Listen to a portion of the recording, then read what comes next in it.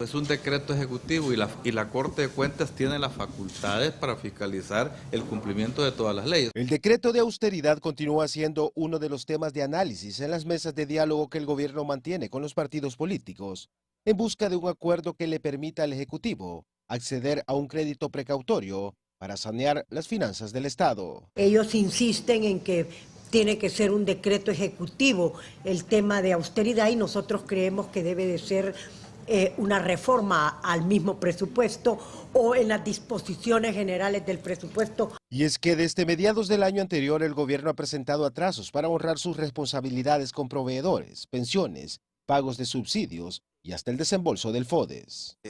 Ahorita se nos adeuda enero y febrero, lo cual ronda los 60 millones de dólares.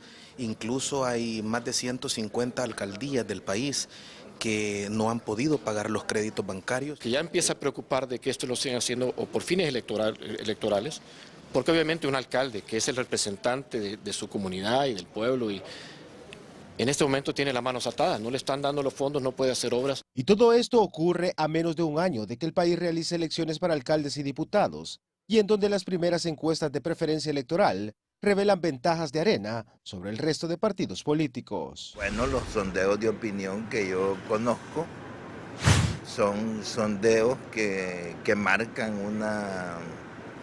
una disputa bastante cerrada entre el FMLN y Arena,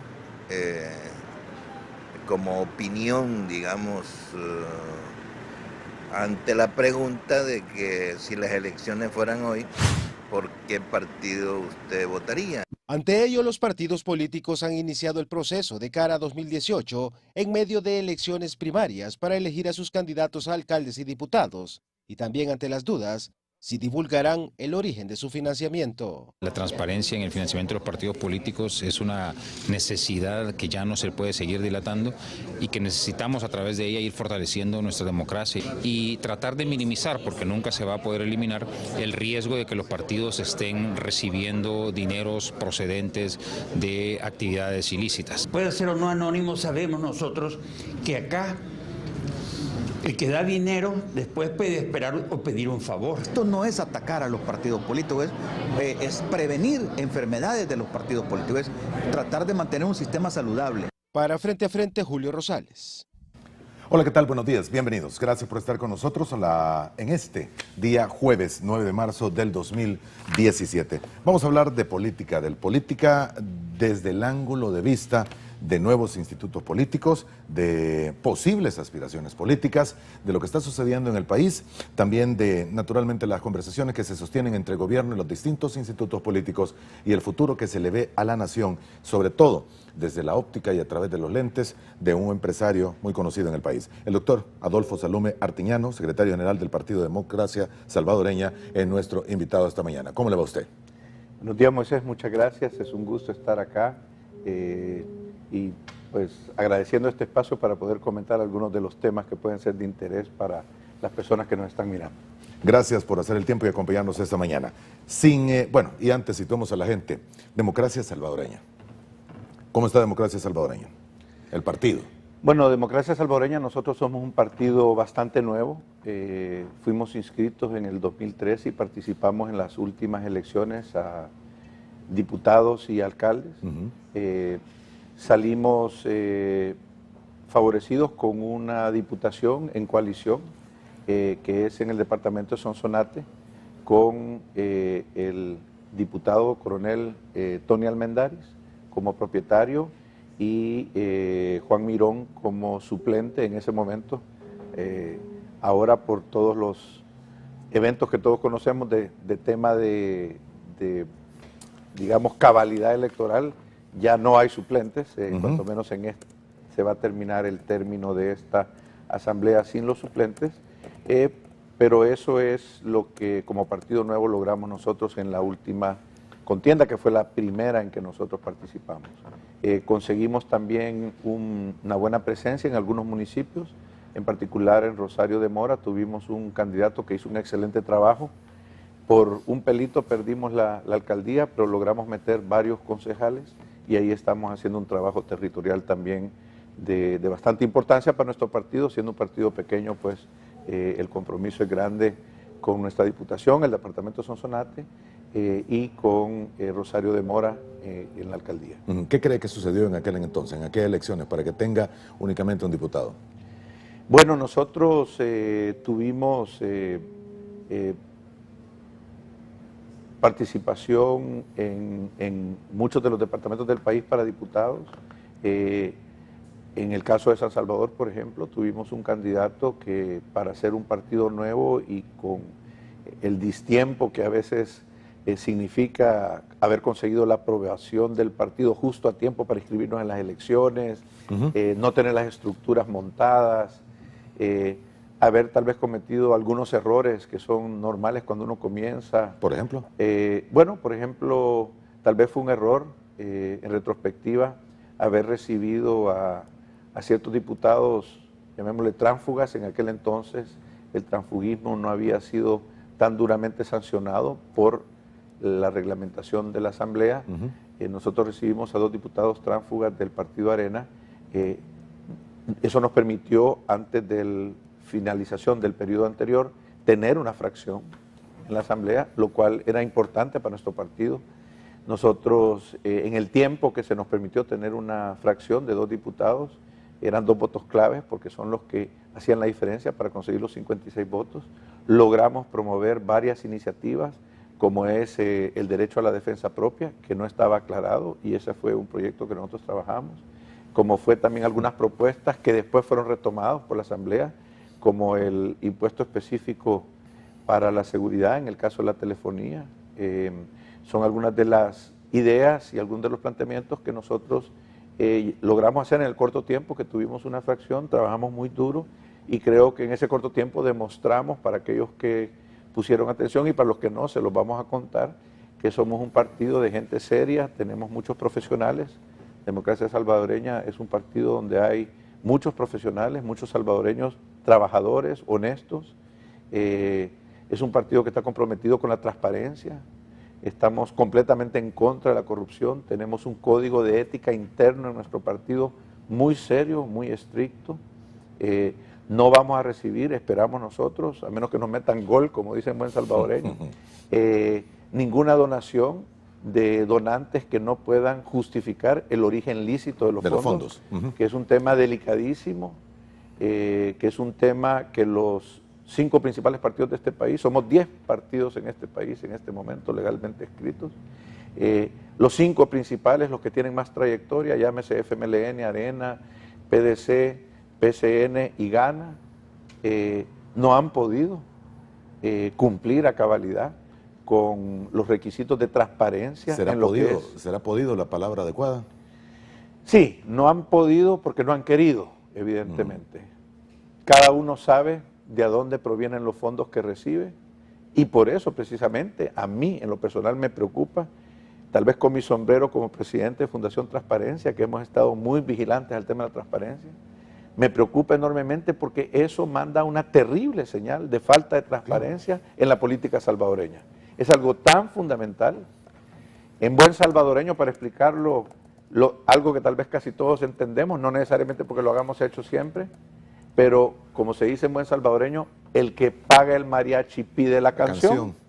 Entonces, el que paga el mariachi va a pedir la canción en un partido político, y es importante que un votante, a la hora de evaluar, darle su voto, que es algo sacrosanto en la democracia, el derecho a sufragio de una persona, ese voto tan importante, el electorado tiene que tener todos los elementos para tener un criterio a quién darle su voto, y necesita saber si está votando por un candidato que está en un partido donde el que ha pagado los mariachis tal vez es una persona, o tal vez es una institución, o tal vez es un sector de la sociedad con que usted no esté de acuerdo.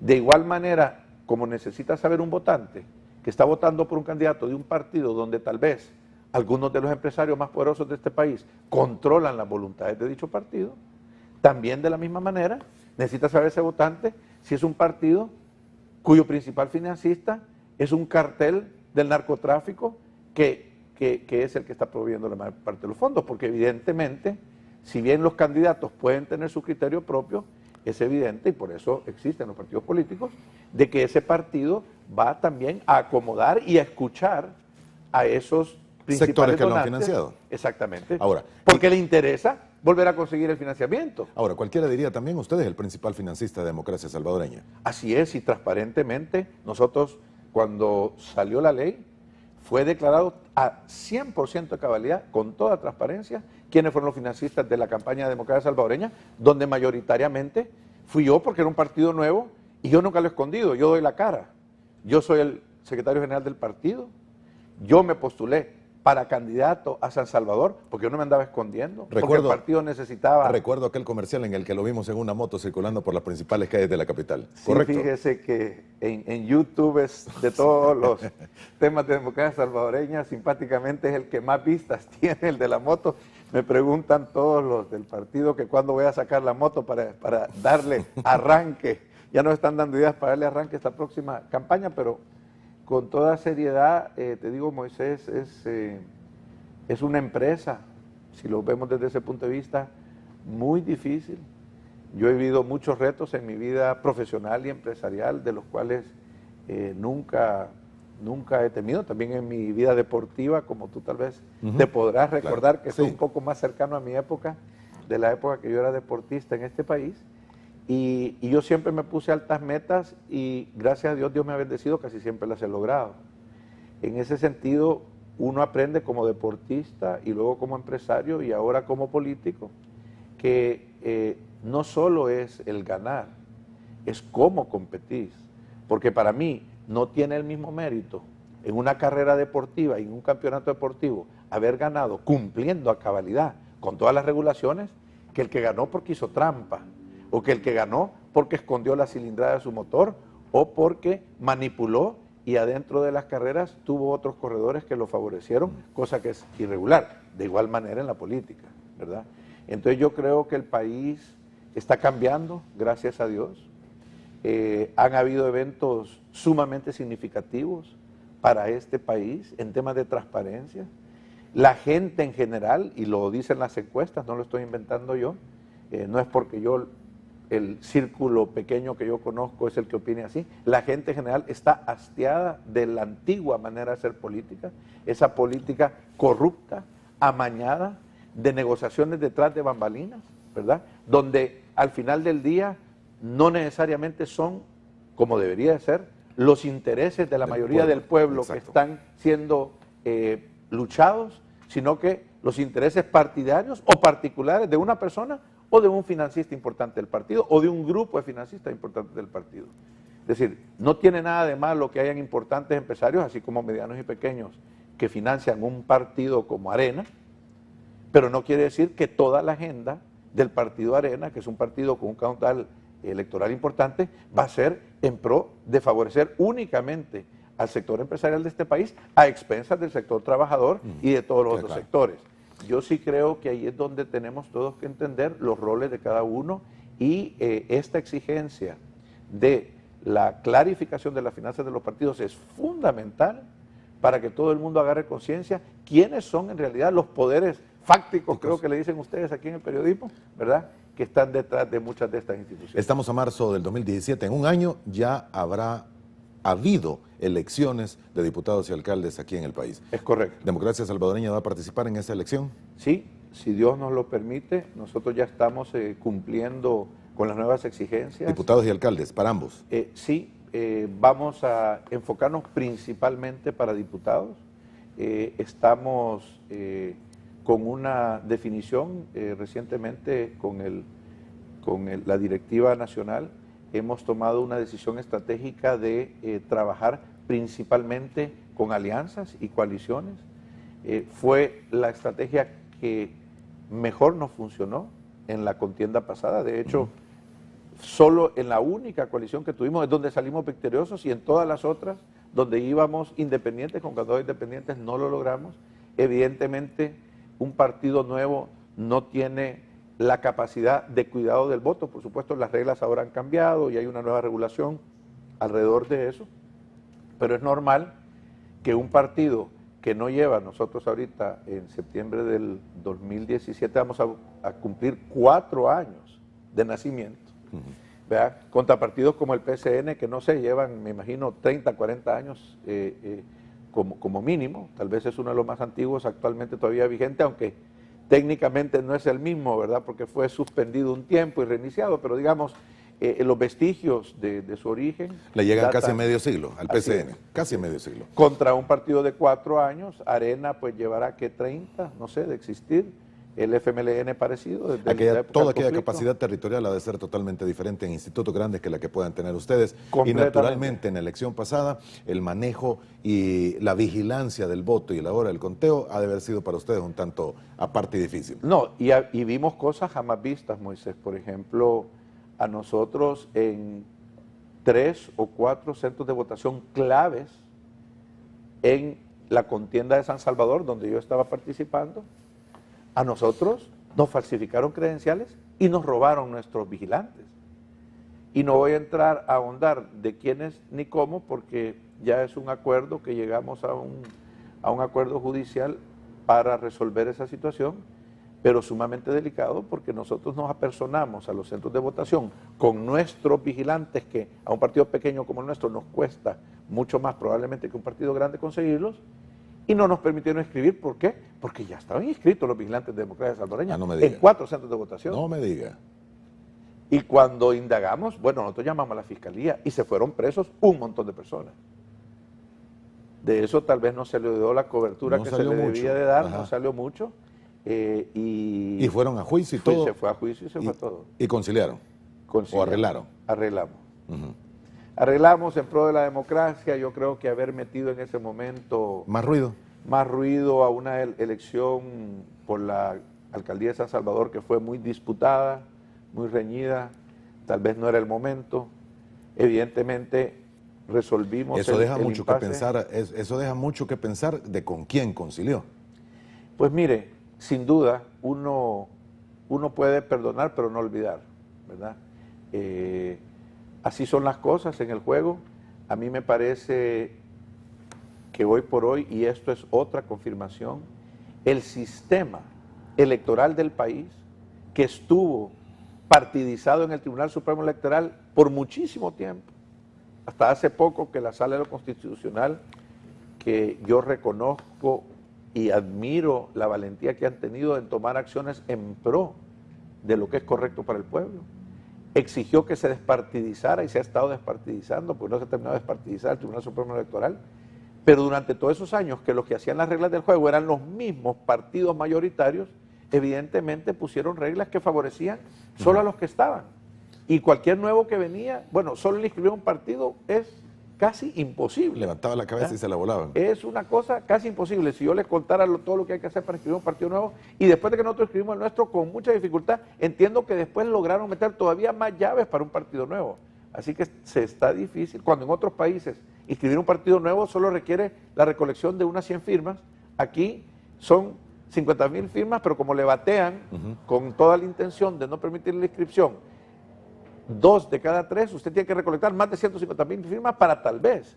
Y si puso todas las comas, si puso todas las T y le dan 90 días y le dicen el día que arrancan sus 90 días que tiene que conseguir una tinta especial que no es una tinta normal. Y esa tinta especial solo hay un proveedor en México que la trae y se tarda 6 semanas en que venga la tinta. Es así. Así es, así lo vivimos nosotros. Nosotros de esos 90 días solo tuvimos con suerte 30 y tuvimos que conseguir 150.000 firmas porque nos batearon y pasamos con 52.000. Wow. Eso es lo que estamos viviendo. Eso es lo que estamos viendo. Bien, déjeme ver 2018. ¿Van a participar enfocados en diputados más que en alcaldes? Así es. ¿Va a buscar una diputación usted?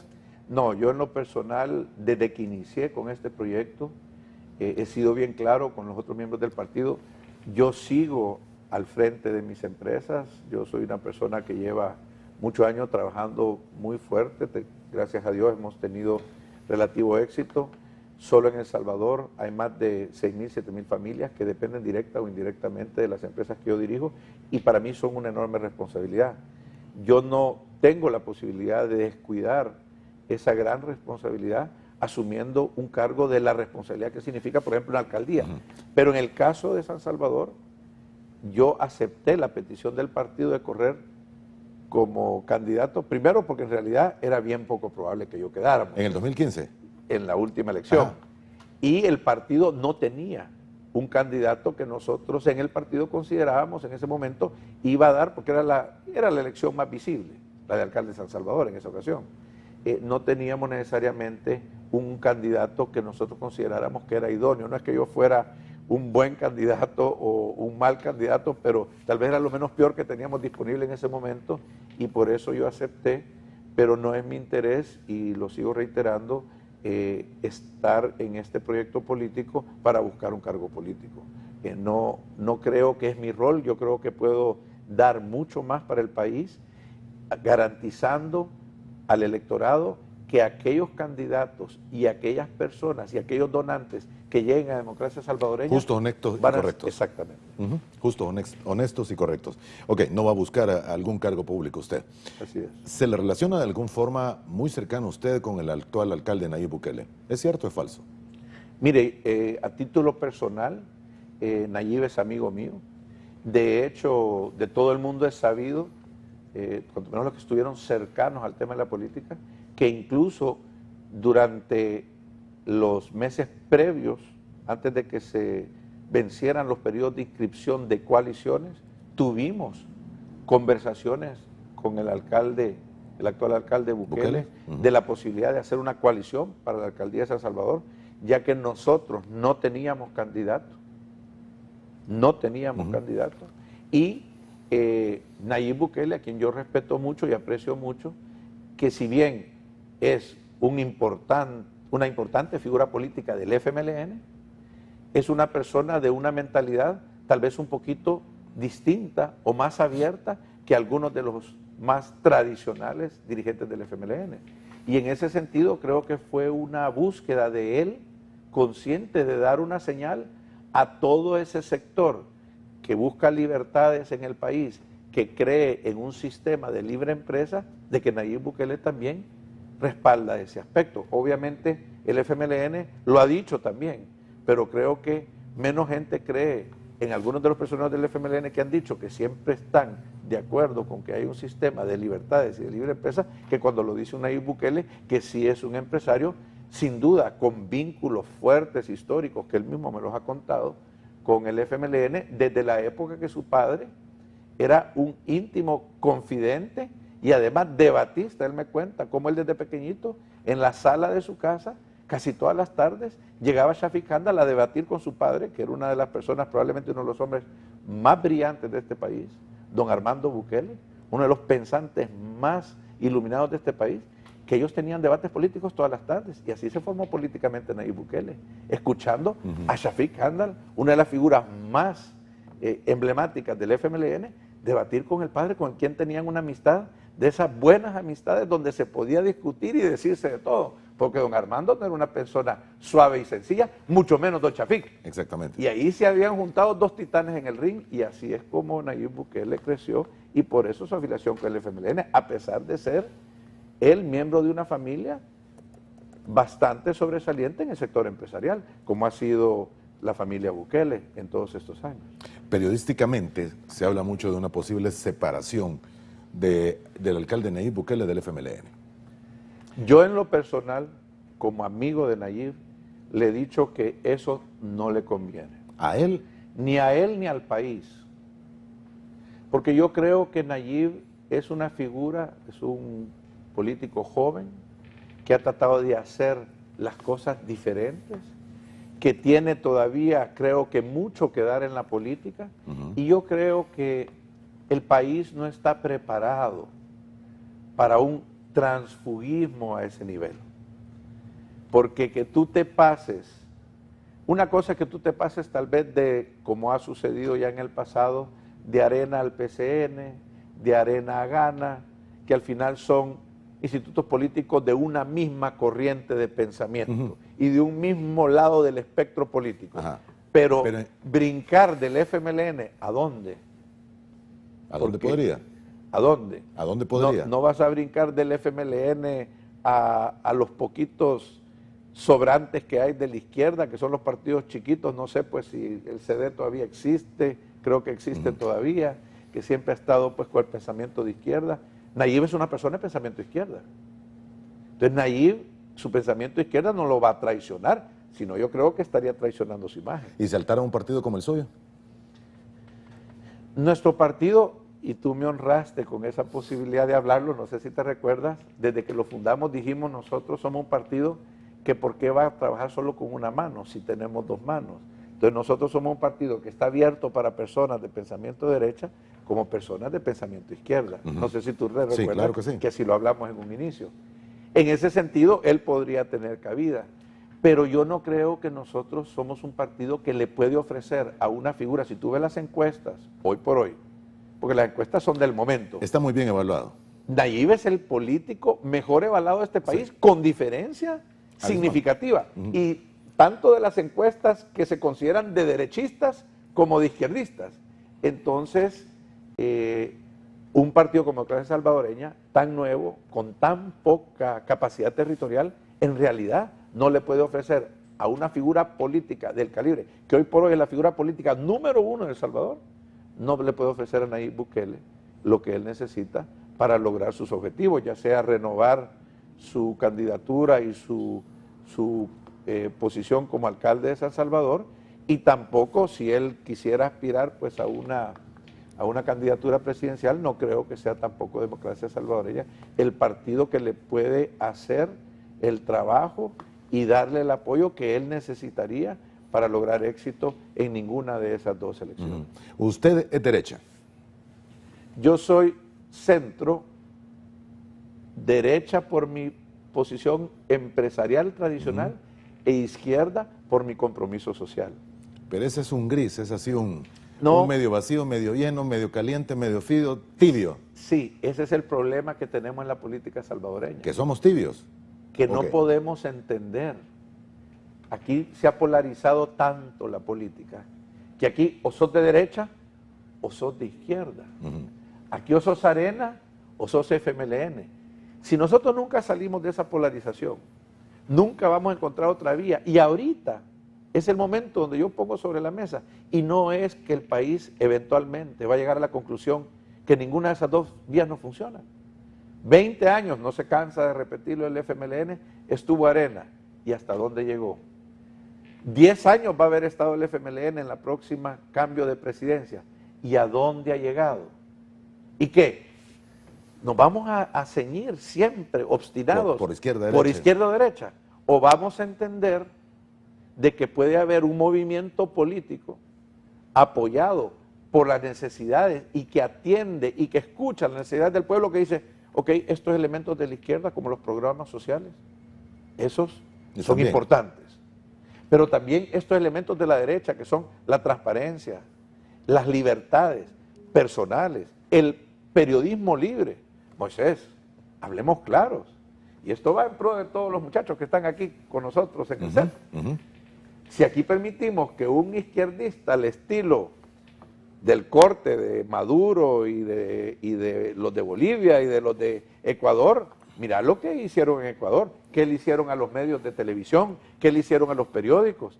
Y la función del periodista y del periodismo investigativo, que es un auditor social para el pueblo, eso es lo primero que un partido de corte izquierda elimina. Andate a ver a Cuba, ¿verdad? Andate a ver qué libertad hay, si todos los periodistas los encarcelaron y muchos de ellos desaparecieron.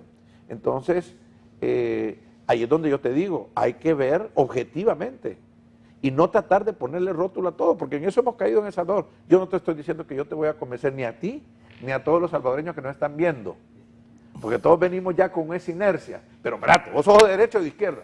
Es como decir, o sos Barça o sos Real Madrid. Y aquí los aficionados del Valencia, ¿qué pasó?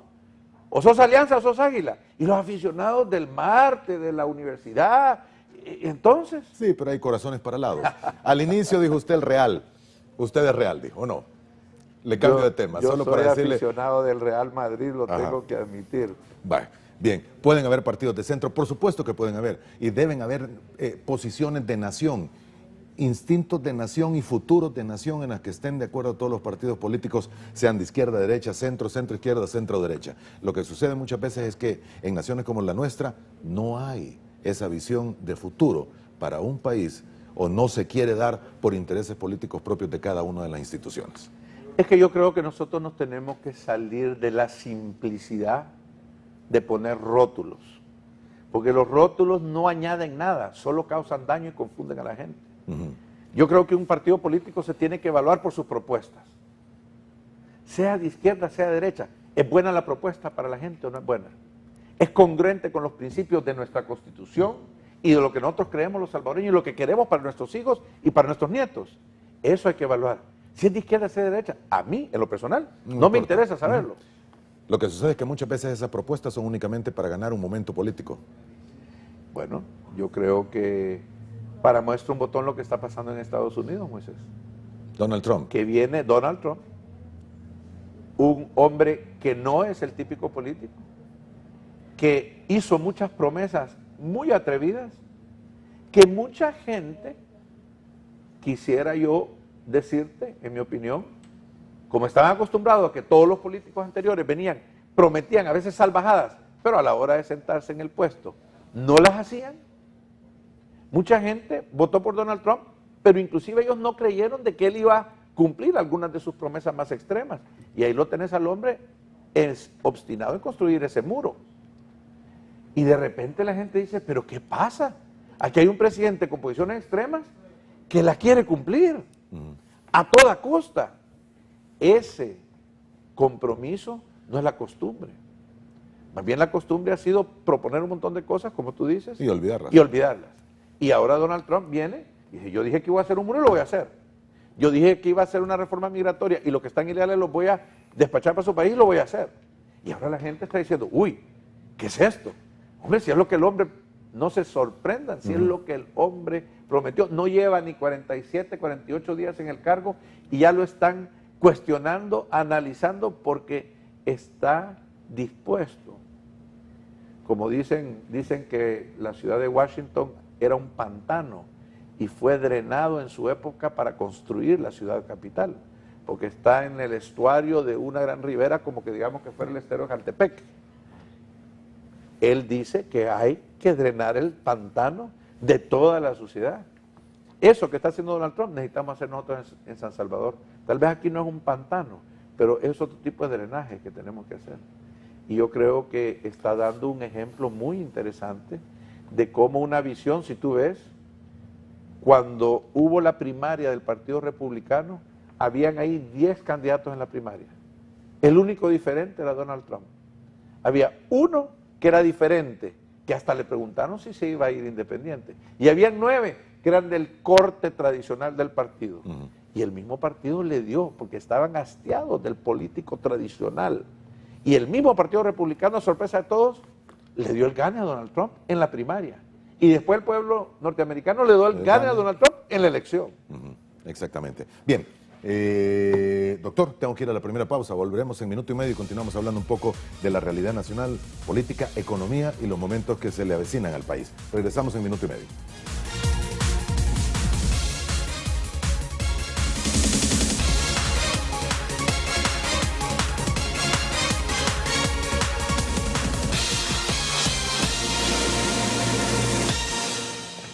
Gracias por continuar con nosotros en la mañana de este día. Jueves 9 de marzo nos acompaña el doctor Adolfo Salome Artiñano, secretario general del Partido Democracia Salvadoreña. ¿Se están viviendo momentos difíciles en la economía salvadoreña, señor? ¿O es problemas de mala administración de fondos, sobre todo en el área fiscal del país?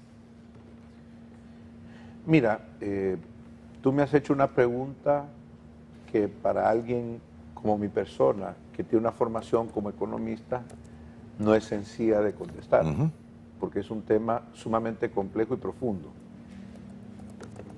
Una cosa lleva a la otra. Los problemas fiscales tienen a su raíz tal vez 2 cosas. Primero, la mala gestión en lo que es el tema económico en el país. El no poder dar a la economía salvadoreña los insumos que necesita, las políticas que necesita para generar un crecimiento, para generar una prosperidad y empleo. Eso es una primera limitante y una primera falla de este actual gobierno, que ha heredado los mismos elementos y pareciera ser el mismo equipo económico que venía del gobierno anterior del FMLN, el de Mauricio Funes. Y los resultados están siendo los mismos. Un total fracaso, digamos así, en las políticas económicas, totalmente fallida. Usted es doctor en economía de Harvard, ¿verdad? Así es. En el tema fiscal, hay una consecuencia de la falta de crecimiento económico, que obviamente no te genera, bueno, estos dos gobiernos del FMLN han recaudado en cifras absolutas, con diferencias enormes de cientos de millones de dólares, han recaudado dineros de los salvadoreños, del pueblo, en impuestos, mucho por arriba de todos los gobiernos que hubieron de Arena en los años anteriores. Y todavía así no les alcanza. Entonces, ¿qué quiere decir? Tienen un problema económico porque no saben de economía y no saben dirigir un país. Es normal que si tú te vas a ir a hacer una operación de corazón abierta, no vas a traer a un baboso que toda su vida ha sido zapatero, porque te estás buscando un mal resultado. Si tú eliges como presidente a un señor que dicen que fue profesor y después guerrillero, que no te sorprenda que él, cuanto menos en su experiencia y en su formación, tiene cero capacidad administrativa y cero conocimiento de los temas de economía, comparado a una persona que lo estudió y luego lo practicó toda su vida. No quiere decir que ese señor que fue profesor y luego guerrillero no pueda tener el criterio de decir, como yo no sé nada de eso, me voy a rodear con el mejor equipo. Pero ¿a quiénes ha puesto? A sus compinches del partido, porque así funciona el FMLN. Y te pone para promover inversión en el país a antiguos guerrilleros que antes destruían y secuestraban empresarios. Te pone como dirigentes de temas económicos a un señor que yo no sé si estudió economía, el actual ministro de Economía. Creo que está tratando de hacer el mejor trabajo que él puede. No creo que a él lo estén escuchando como lo deberían de escuchar, porque creo que el FMLN ha cometido el error de tratar de tomar muchas decisiones con cariz político y no con el cariz técnico que necesita. Yo lo he dicho en muchas ocasiones, el respeto y la admiración que yo tengo para el ministro Carlos Cáceres, que sería un ministro de lujo, tanto en una administración de Arena como en una administración del FMLN, porque él sí es un técnico y tal vez de los más brillantes de este país. Pero si no lo escuchan, si a la hora de él hacer los planteamientos no le permiten que se haga caso a lo que él dice, ¿de qué sirve tener a un ministro brillante como el caso de él? Yo sí creo que en ese sentido tenemos que ver que el FMLN ha cometido muchos errores. Están a tiempo de corregir. Todavía le quedan un par de años. Todavía hay tiempo. Moisés, ¿Tiempo para ellos, para su finalidad política o tiempo para el país? Es que cuando hablamos del país, yo hablo en tiempo del país. Exactamente. Si vamos a hablar para finalidad política, van a volver a caer en el problema que están. Si ahorita el FMLN ya no está pensando en el país, si ahorita el FMLN está pensando en la contienda política, todos los salvadoreños, los de a pie y los de bus y los de carro, estamos fregados. Ajá. Muy bien, pero posibilidades hay entonces para este país, aún en este momento. Yo creo que el verdadero salvadoreño, ya sea de la Alianza o del Águila, ya sea del Real Madrid o del Barcelona, ayer demostró el Barcelona.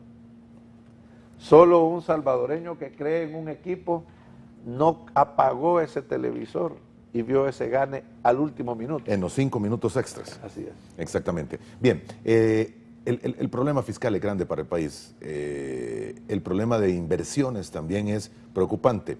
Todo el resto de naciones del área centroamericana tienen más inversión extranjera que lo que El Salvador posee, en niveles, así como usted ha dicho, abismales. ¿Qué están bien haciendo el resto de naciones centroamericanas que algunos dicen ni los mismos empresarios salvadoreños inviertan en El Salvador, sino que prefieren irse a Nicaragua o a otras naciones? Y podría ser su caso también. Mira, Moisés, yo podría, por mi formación en temas económicos, y ya has tenido tú invitados muy sofisticados en temas económicos, darte una contestación técnica sobre el tema de la falta de inversión en el país. Pero yo creo que hay que saber comunicar para que todo el mundo lo entienda. Y la inversión, en forma resumida, es producto de dos cosas las más importantes. Uno, la confianza. Cuando no hay confianza, porque no hay transparencia en el tema jurídico, porque no hay confianza de que haya un compromiso con las políticas económicas y las reglas del juego. Eso, si no existe eso, ya es un negativo terrible para atraer la inversión. Y segundo, para que haya inversión también tú necesitas las condiciones en el entorno, es decir, el orden que tiene que haber en temas de seguridad, que no lo hay en El Salvador.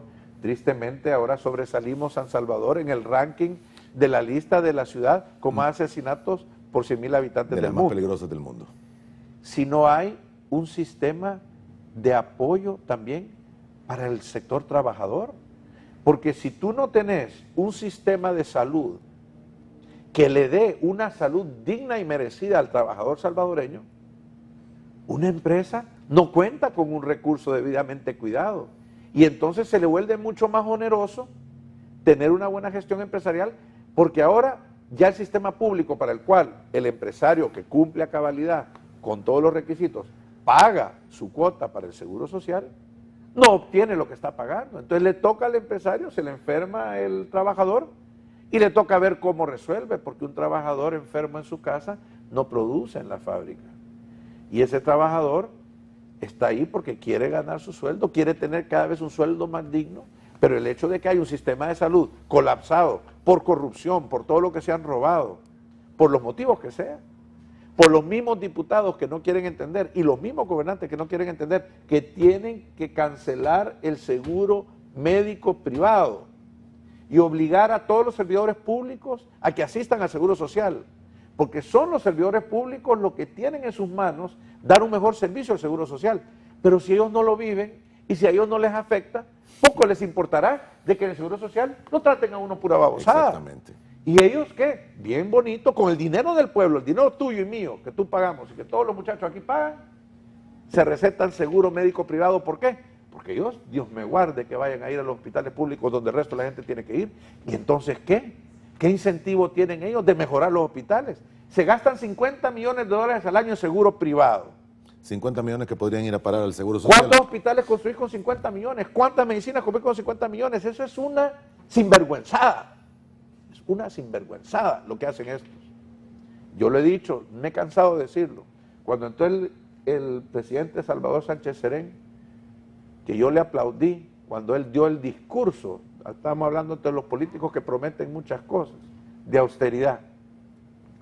Yo le hice ver a él y a su secretario de Transparencia en una plática que tuvimos en un programa de televisión, de un programa hermano de ustedes, que en España, Mariano Rajoy, uno de sus primeros actos de claridad, cuando él prometió austeridad, fue ir al Congreso Español, que también todo el Congreso Español tenía seguro médico privado para todos los miembros del Congreso, a pedirles y exigirles, y lo hicieron, que suspendieran el seguro médico privado y que todos fueran a la Seguridad Social a atender su servicio de salud. ¿Bajo qué argumento? Que cómo era posible que los que definían las leyes, las reglas y los presupuestos para el sistema de salud, ellos mismos no iban al sistema de salud. Y en España se hizo. ¿Y por qué El Salvador no lo puede hacer? Si El Salvador necesita hacerlo más que lo que necesita España. Créeme que España, a pesar de su crisis que ha pasado, sigue siendo un país de primer mundo y nosotros seguimos siendo un país que no es de primer mundo, ¿me entiendes? Entonces, es absurdo, es vergonzoso, es indefendible. Yo pensé que en el caso de Arena iban a dar una muestra de ser una oposición digna, y Arena terminó votando también por la renovación del seguro médico privado en la Asamblea, y por supuesto no le exigieron al Ejecutivo que suspendiera en todas las dependencias del Ejecutivo los seguros médicos privados. Entonces aquí, ¿a quién estamos cuidando? No estamos cuidando el dinero del pueblo. Estamos diciendo hay 50 millones de dólares que se gastan en seguro médico privado, de los que son responsables de dar el servicio de salud al pueblo, y no estamos dispuestos a tener las agallas, a suspenderlo y decir, esos 50 millones se invierten en medicinas que las necesita el pueblo, que les va a beneficiar a ellos también, porque ellos van a ir, y con los salarios que tienen, porque no es como que los diputados no tengan un buen sueldo, comparado al resto de los salvadoreños. Que se paguen un seguro médico. El que quiere tener su seguro médico privado, que se lo pague, pero de su salario, no del dinero de los salvadoreños. Pues. Exactamente, exacto. No hay una aprobación todavía, pero es un tema que se debate día a día. Y... No, ¿cuál? Ya autorizaron cuanto menos que se renueve al precio que es, al precio actual en la Asamblea.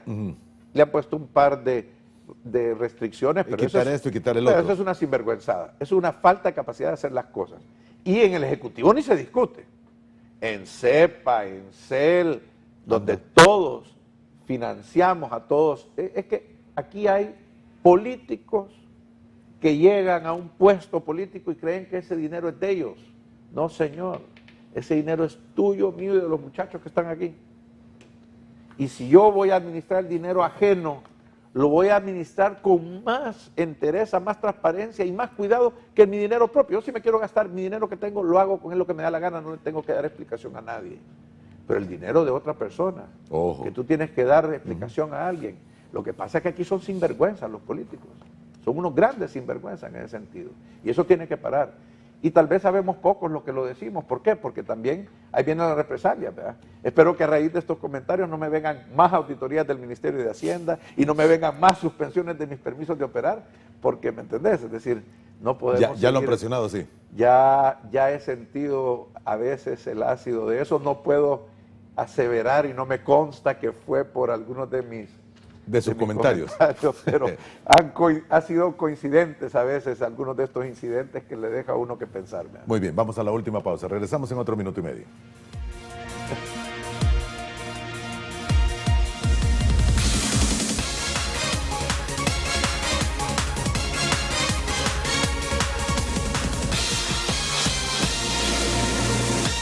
El doctor Adolfo Salume Artiñano, secretario general del Partido Democracia Salvadoreña, es y ha sido nuestro invitado esta mañana en Frente a Frente. Comentario de un amigo televidente a través de la red social de Twitter, dice, hablando de corrupción, la mayoría de capturados son areneros porque solo habían periodos de tono y saca. ¿Y del FMLN? Pregunta. Bueno, tenemos a un expresidente de la República que dice que es perseguido político en supuesto asilo en Nicaragua. Yo creo que vamos a ver el sistema de justicia que ahora le toca venir a explicar un montón de cosas, como bustos encontrados en su casa, un montón de vehículos de lujo, casas dignas de una estrella de Hollywood, ¿verdad? Un montón de cositas que el presidente Mauricio Funes, antes de entrar a la presidencia, no tenía. Bueno, no tenía. De hecho, mi tío Nicolás Salume, que en paz descanse, que fue una gran persona, y creyó en Mauricio y le prestó su casa personal los 6 meses antes de la elección, porque consideraba que un candidato como él necesitaba tener una residencia digna.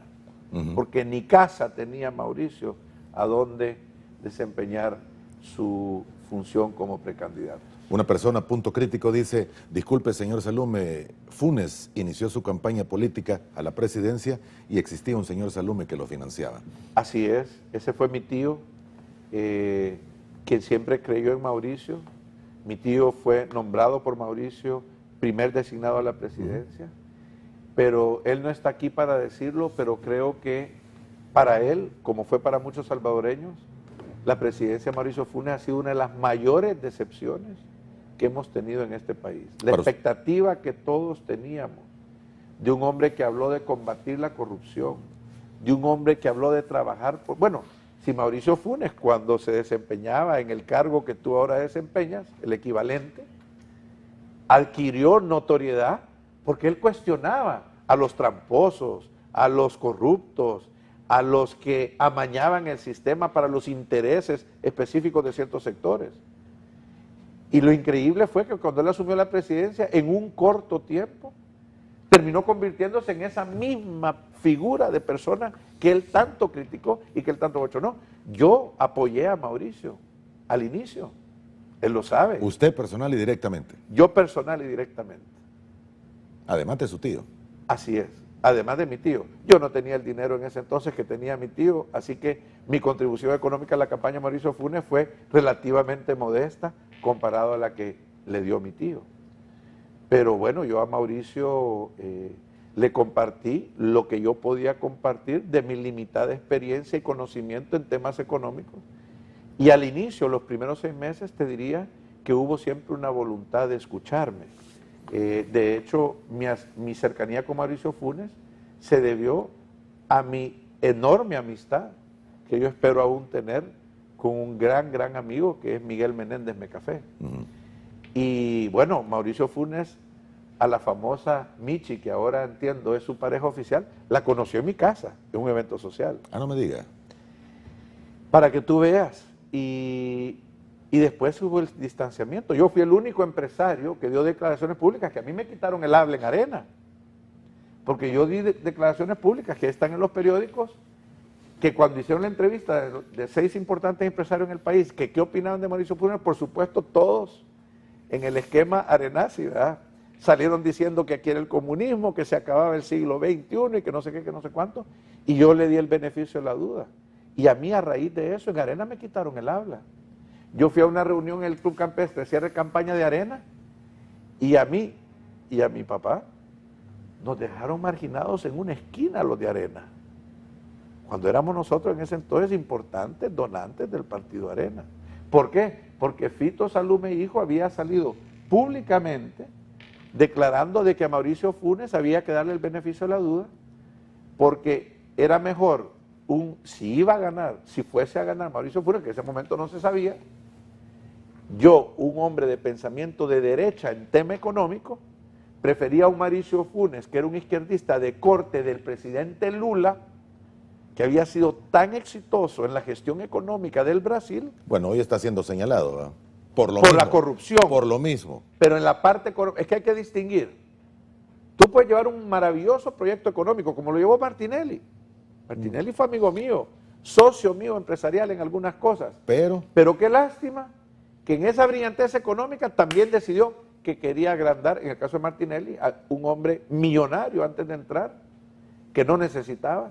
Mauricio Funes tal vez un hombre no millonario antes de entrar. Entonces, una cosa es las acertadas decisiones y el acertado resultado. Pues si tú ves los resultados económicos del Brasil durante la presidencia del presidente Lula, sí, son buenos. Son incomparables a los de los 30 años anteriores. Eso nunca se lo vas a quitar al presidente Lula. Lástima que esa estelar actuación de gestión económica y dirección de un gobierno haya sido manchado por la corrupción en la cual él participó y que él permitió. Pero son cosas muy diferentes. Sí. Nunca voy a estar de acuerdo de que un gobernante sea corrupto y robe el dinero del pueblo. Pero no voy a dejar de reconocer cuando un gobernante ha tenido una buena conducción económica de un país. Las cifras están y el estándar de vida de la mayoría de los brasileños mejoró gracias al presidente Lula y sus acertadas decisiones. Claro, si tú ves el gabinete del presidente Lula, era un gabinete de lujo. No eran los miembros acérrimos que habían sudado la camiseta 50.000 años en el Partido de los Trabajadores. Eran ex dirigentes de las empresas más exitosas de la Bolsa de Brasil, ex funcionarios del Banco Mundial, los que él puso en su gabinete económico y a quienes él les delegó el manejo del plan económico y el cual él apoyó, porque sabía que estaba trabajando con lo mejor de lo mejor en temas de expertise económico, que es lo que debería de haber hecho Salvador Sánchez Serén, que es lo que debería de haber hecho Mauricio Funes. Bueno, y el siguiente presidente de la próxima elección, sea del Frente o sea de Arena, porque veo bien difícil que uno de los partiditos nuestros chiquitos, nuevecitos, puede llegar a la presidencia. Podamos llegar a la presidencia. Ojalá que tengan la humildad y la inteligencia y pensar en el país de conformar un equipo económico, llámese ministro de Economía, que debería ser el más importante del gabinete, que hoy por hoy no lo es, ministro de Hacienda y de ahí ministro de Promoción. Yo he propuesto desde hace algún tiempo y ahora como dirigente de un partido político la conformación de un ministerio de promoción de la inversión y de defensa de la inversión. Nosotros deberíamos tener un ministro que su única función es promover y defender porque no solo tienes que traer nueva, la que está, que esté contenta, que sigue invirtiendo. Mira lo que ha hecho Donald Trump. Él se ha sentado a hablar con los empresarios y ha dicho, no me monten fábricas en el exterior, monten aquí las fábricas de carros. Y quienes las monten afuera les voy a subir impuestos Por también. supuesto. Vénganse para acá. Es que solo un empresario entiende cuáles son los incentivos empresariales. Pero aquí existe Proesa. Sí, pero mira quién dirige Proesa. Yo no tengo nada en lo personal con Sigfrido Reyes, me cae súper bien, es súper simpático. Pero Sigfrido Reyes no sabe nada de tema empresarial comparado a lo que podría saber un hombre que toda su vida se ha curtido en el tema empresarial. Oscarito Ortiz, que estuvo a cargo de eso anteriormente, tampoco no sabe nada de la parte empresarial. ¿A dónde están las grandes empresas de este país que ha fundado y ha hecho crecer y florecer Óscar Ortiz? O no se diga Merino, que ahora le dieron un cargo para protegerlo porque creen que lo van a meter preso por el narcotráfico, por el lavado de dinero. Si ese señor le dieron la conducción de las empresas del Alba y se la han quitado porque las quebró todas. Anda a ver cómo está la Rosera San Francisco, anda a ver cómo está Alba Petróleo, que los venezolanos lo echaron porque la iba a quebrar. Es normal, yo no tengo nada contra el señor Merino, pero es evidente, cualquiera podría apostar, el Barça no va a poner en el puesto de Messi a un baboso que maneja un carretón aquí en el mercado y que vende paletas, pues. ¿Y qué esperas que vas a lograr si metes a ese chero ahí? Pues no vas a meter gol y te van a pegar una gran penqueada. Pues eso es lo que nos está pasando en El Salvador. Hemos metido a los paleteros en los puestos de la delantera de Messi y de Neymar y del uruguayo, el Mordelón, que es Mordelón igual que el alcalde de Metapán. ¿Me entendés? Es decir, ¿qué esperás si quitas a las superestrellas y pones a principiantes, a babosos que nunca han jugado fútbol, hombre? Si es lo mismo. Y eso es lo que estamos con un equipo de principiantes, de inútiles, de babosos que nunca han sabido manejar la cosa empresarial y los pones a cargo de manejar la cosa económica. ¿Qué vas a esperar? El desastre que tenemos. Es lógico. Vas a tener un desastre, como el Barcelona tendría un desastre si pusiera a los 3 principales vendedores de paletas a jugar en el puesto de Neymar, de Messi y de Suárez. El mismo desastre. Esa es la calibre de desastre que tenemos nosotros aquí en este país. Muy bien. Quiero agradecer el tiempo que nos ha dado esta mañana, don Rodolfo. Ha sido interesante ver el punto de vista, la óptica de un empresario, posibilidades existen y naturalmente creo que será la primera de una serie de pláticas. Hay intenciones políticas para el próximo año, no suyas, pero sí de democracia salvadoreña y ver qué se tienen. Hay gente que está preguntando, mire, ¿tiene sede? ¿Tienen algún teléfono? ¿Tienen algún lugar? Sí, claro, tenemos una sede aquí, tenemos un sitio web donde está toda la información, www.ds.com.sb. ds.com.sb. Y tenemos una sede aquí a la vuelta de Galerías, en la Chapí Candal, creo que se llama la calle nuestra ahora. Y ahí estamos abiertos y bienvenidos a aquellas personas que crean en la transparencia. No nos interesa el que quiera entrar a la política a ganar y enriquecerse, sino que el que quiera venir a servir al país. Gracias por su tiempo, doctor, muy amable por haber estado con nosotros esta mañana. Muchas gracias. Se le agradece. A usted también, gracias. Buenos días, primero Dios. Nos volvemos a ver el día de mañana viernes. Vamos a tener aquí a los principales comisionados y subcomisionados del área de tránsito de la Policía Nacional Civil. Hay muchas cosas que se desconocen, qué es lo que debe de hacer en específicos casos, sobre todo con un fin de semana por delante y también con algunas vacaciones. Semana Santa ya dentro de poco tiempo. Gracias por haber estado con nosotros. Buenos días.